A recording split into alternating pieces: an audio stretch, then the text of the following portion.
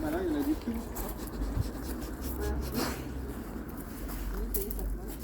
Déjà fleur ici. Ouais. Mais il y a bien que ça. Ouais. Ça, les iris pas encore. Et j'ai vu ton rodo.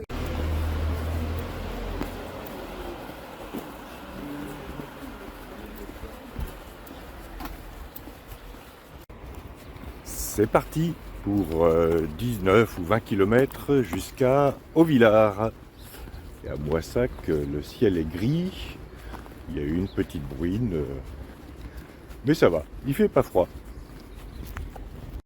Je vais longer le canal pendant quelques kilomètres avant de monter sur les crêtes, puis de redescendre pour rejoindre de nouveau le canal.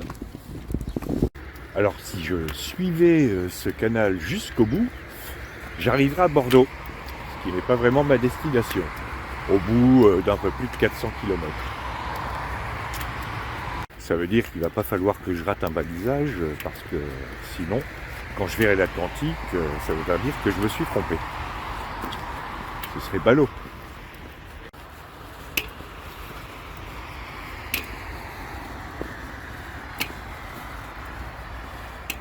Si je ne m'abuse, je devrais bientôt tourner et traverser le canal. Alors il paraît qu'on peut aller jusqu'à Auvillard le long de ce canal, parce que c'est une variante du GR65. Mais elle est monotone.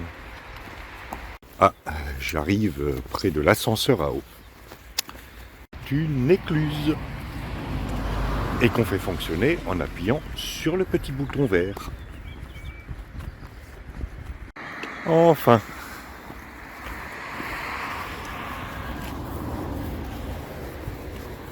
Voici des ranunculum acris, dire une espèce de renoncule, plus communément appelé bouton d'or. Je pense que ce sont des boutons d'or. Je les ai pas pesés. Sinon, on retenait juste, ce sont des jolies fleurs jaunes qui poussent le long des chemins. Voilà, c'était la minute botanique de cette étape. J'ai vu une biche s'enfuir par là tout à l'heure.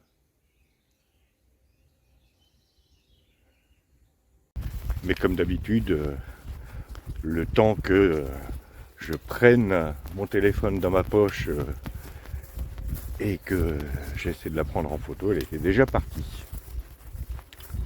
Je suis triste. Donc je vais avoir droit à la gadoue avec de la thermolacie qui colle aux chaussures.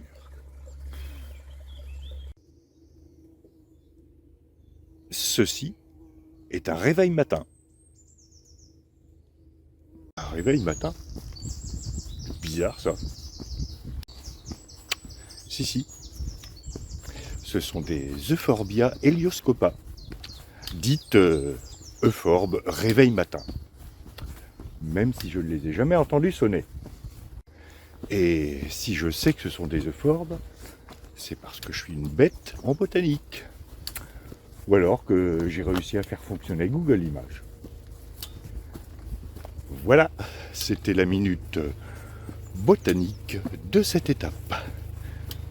Voilà la plaine aux alentours de Moissac, qui est le domaine du maraîchage, des cultures fruitières et du raisin chasselas, dont on fait un très bon apéritif. Alors, avant-hier, avec Alain, quand on est arrivé, on a entendu beaucoup de gens parler une langue qu'on ne comprenait pas, dans le centre de Moissac. Et on s'est demandé de quel pays ils venaient. Donc hier, en discutant un peu, j'ai appris qu'en fait, il y a une communauté bulgare assez importante à Moissac, et qui est là parce que ce sont des saisonniers qui arrivent à la saison de la récolte des fruits. Voilà, maintenant, j'ai ma réponse. J'ai même pas trouvé de blague à faire sur les Bulgares. Bon, alors je pense que le balisage des GR dans le Tarn-et-Garonne mériterait d'être un petit poil amélioré. Parce que cet embranchement-là, faut le trouver.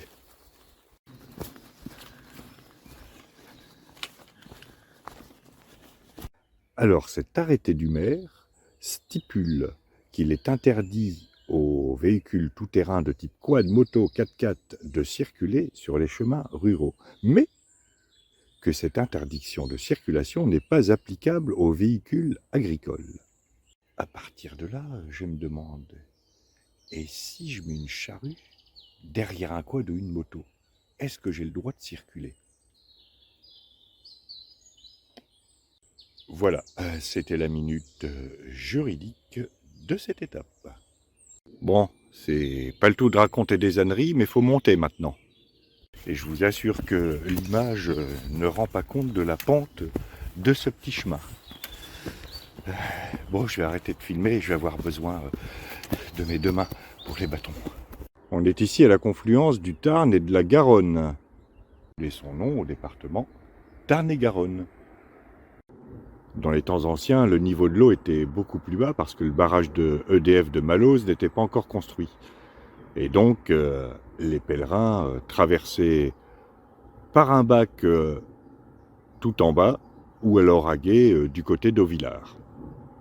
Et d'ailleurs, il paraît qu'à l'époque, le passage des rivières était quelque peu périlleux, entre noyades, péages exorbitants et détroussages.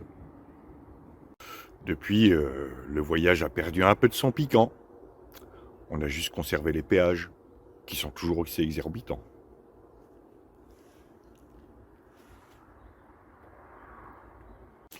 Je fais une petite pause cook belge au confluent du Tarn et de la Garonne. La Garonne. Ça me rappelle des cours d'école primaire, ça.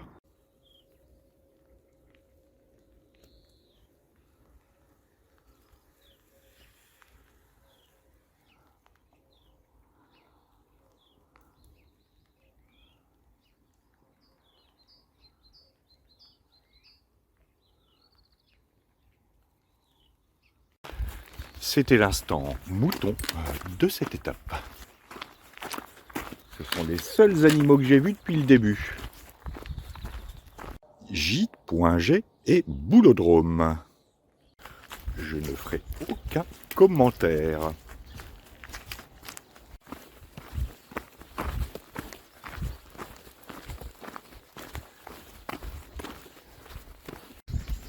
Là, c'est paisible. C'est quand même plus sympa que de se balader le long du canal et de la route.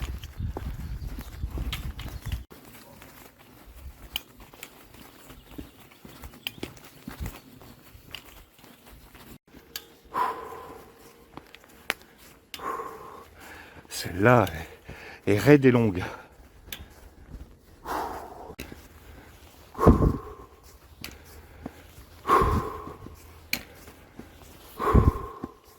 Alors, je dois arriver au village de Malose. Malose qui se situe à peu près à la mi-étape. Et où, normalement, m'a dit Marc, le propriétaire du gîte de Moissac, où j'ai dormi, il y a une épicerie. Et peut-être du café. Je vais faire une petite pause. Je crois que ça va devenir un petit rituel. La pause café de 10h, 10h30.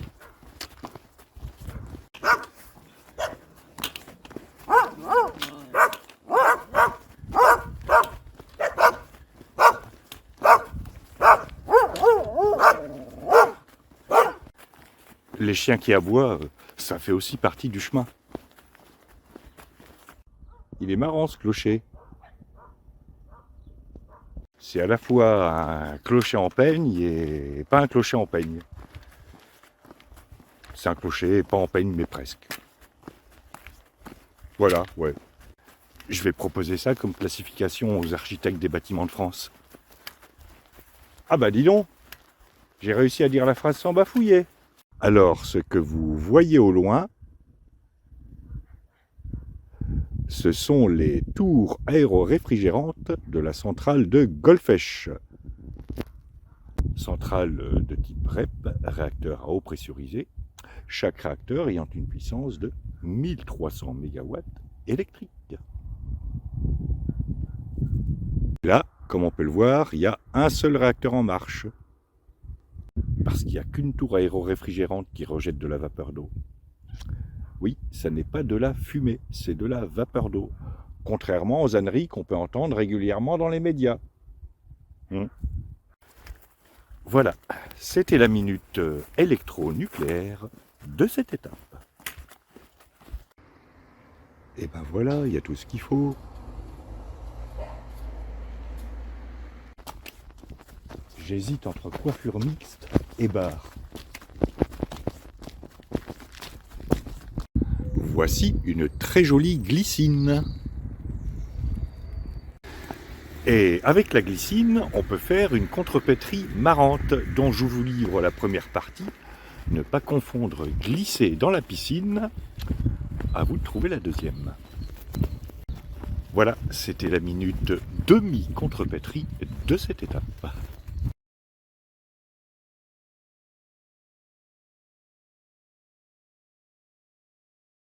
Donc je reprends la route après cette pause qui s'est prolongée. Pause au PMU où j'ai mangé un sandwich. Parce que je me suis aperçu que je suis allé plus vite que prévu. Il était midi et il me restait 7 ou 8 km à faire. Donc ça servait à rien d'arriver trop tôt et d'attendre que le gîte ouvre. Et qui est-ce que j'ai retrouvé au PMU? Sébastien. Sébastien que j'avais quitté à Figeac puisqu'il allait lui vers Rocamadour. Et grosso modo, on va se retrouver à peu près aux mêmes dates à Saint-Jean-Pied-de-Port. Voilà, c'est la magie du chemin. On se quitte, on se recroise. Et ma foi, ça m'a fait bien plaisir de le revoir. À partir de maintenant, je vais longer le canal qui alimente la centrale de Golfech en eau de refroidissement. Dire que ça va être tout plat.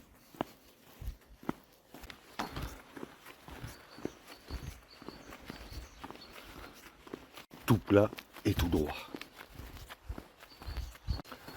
Tout à l'heure, il y a une chose marrante qui m'est arrivée. Je vois un vieux bonhomme dans son kangou ralentir à côté de moi et qui me demande si je fais le chemin. Je dis oui. Et il me propose de m'amener à Lectoure en voiture. Quelle idée! Lectoure, ce sera mon étape de demain au Villars-Lectoure. 33 km. Cette ligne droite est interminable.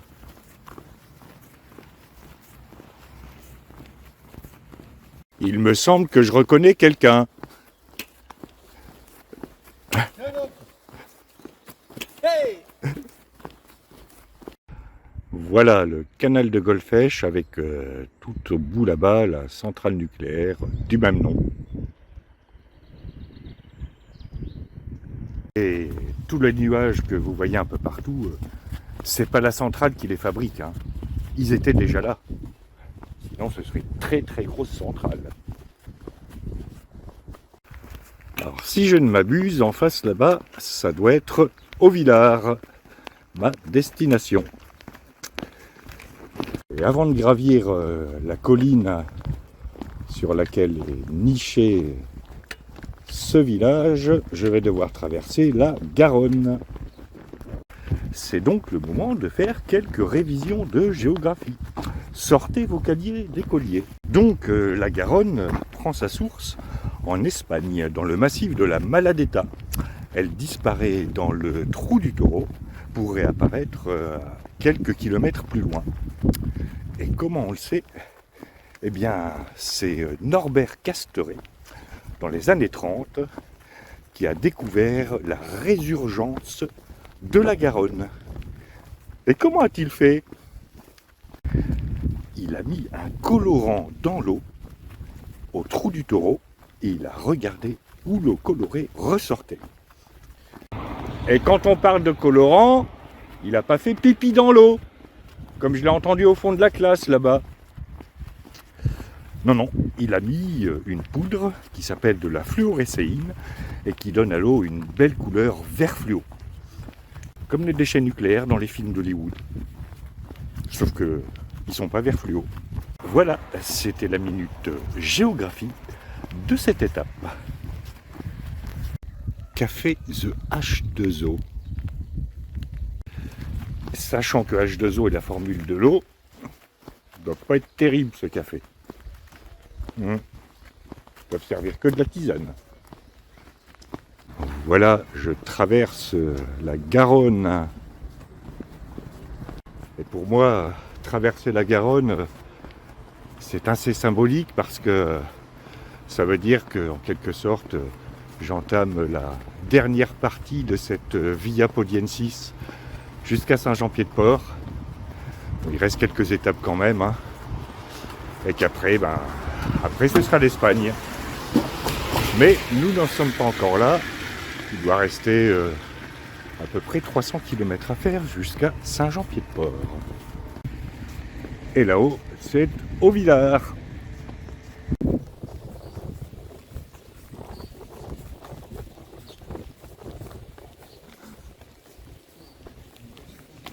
Et dernière petite côte avant de trouver mon gîte.